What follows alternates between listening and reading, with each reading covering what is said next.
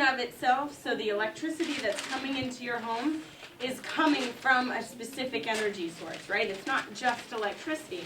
That electricity or that heat, those energy sources are coming from things on our planet or things that are happening on our planet, and there's 10 of them. Yes? Oh yeah, electricity comes from lightning.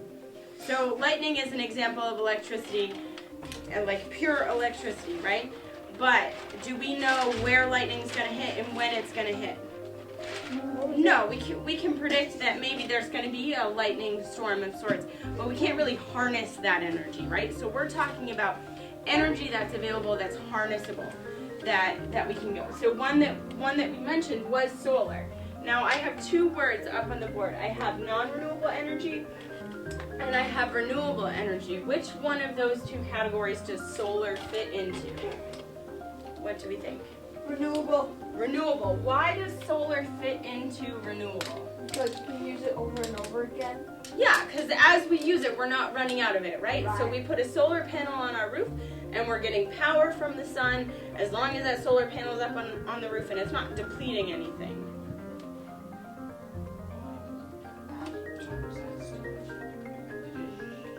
Okay, so figured out how we can harness that energy to make electricity. That was Thomas Edison. So what we're going to do, hands down for a quick second, what about non-renewable? So if renewable means that we can constantly use it and we're not going to run out of it, what does it mean to be non-renewable? What do you think? That we can't use it over and over again. We can't. We can't. So once we use it, it's gone. That's it, right? Once we burn that resource, we don't have it anymore. So there's 5 resources that are going to fit into this non-renewable category, and there's 5 resources that are going to fit into this renewable category. What powers a car? Gasoline. Gasoline, and gasoline is coming from a big one that we call petroleum, right? Petroleum, oil, that's one of our energy sources that we have, okay? If you have a grill and you have a tank under the grill, does anyone know what that tank that powers your grill is called? The word starts with a P. Oh, coal is one. I'll get that one up there. A propane tank. So we have 10 resources up here. We have 5 that once we use them up, they're gone. So we burn a tank of propane, that propane's burned. It's gone. We're not getting it back ever again. And then over here, we have our renewable energy sources, ones that we can use over and over again, right? If you have a wind turbine that's spinning thanks to wind, that's not taking away that resource. You can keep using it and keep collecting it. Yeah, like a windmill, exactly. That's a source of energy. What's going to happen next is you are going to get assigned one of these 10 energy sources, and my students and I are going to help you find which poster in the room matches your energy source. So you were solar, right? So I'm not available at all hours of the day. Does that sound like you? Solar, does the sun shine all hours of the day? There? And then read that one. Read that one? Yeah, that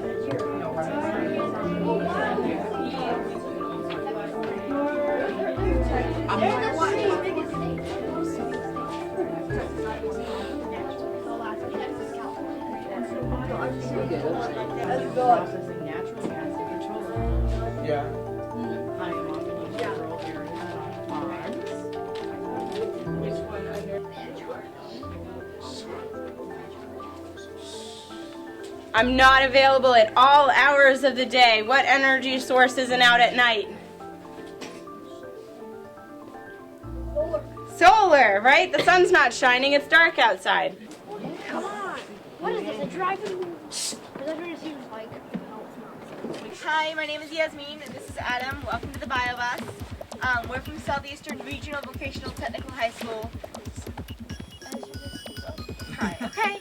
As you guys know, so it's a vocational school, which means we're in our shop for 6 days, and then we're in academics like you guys are.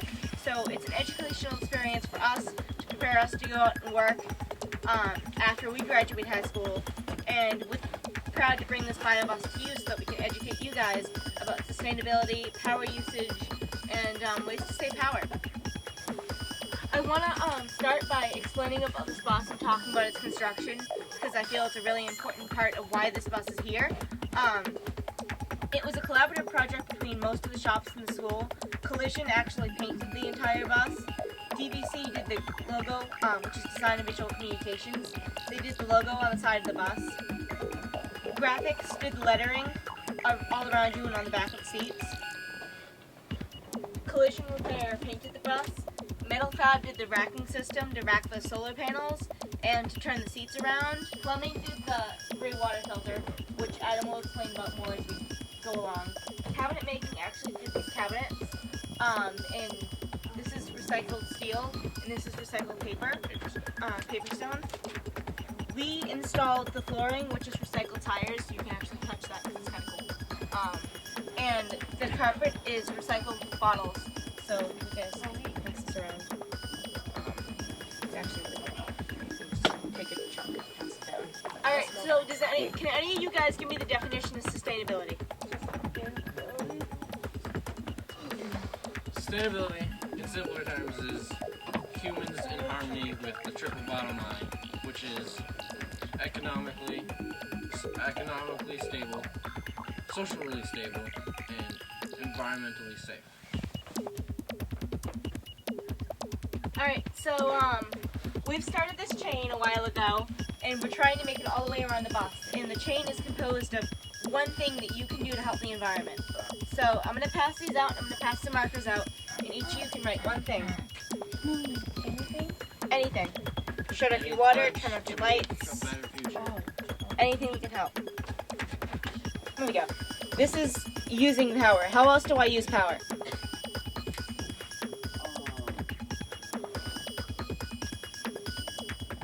Gray water is used to refill toilets.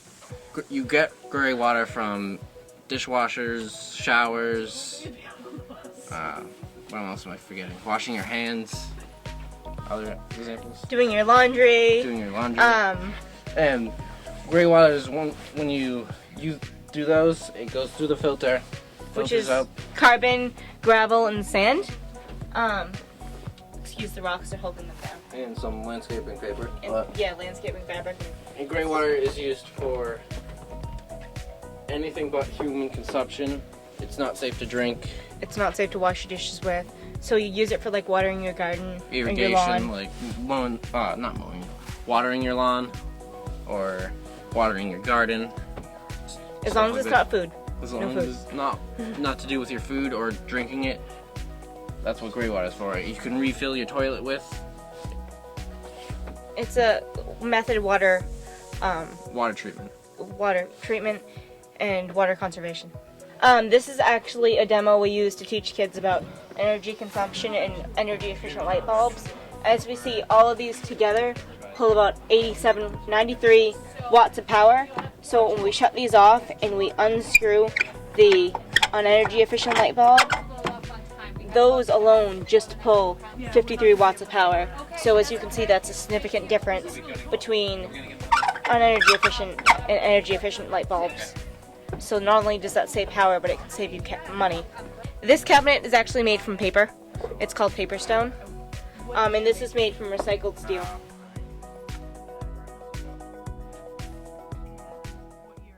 Mark Lindy here at East Middle School in Brockton with Tabitha Hobbs from Southeastern Regional. Tabitha, thank you for bringing the BioBus to East Middle School.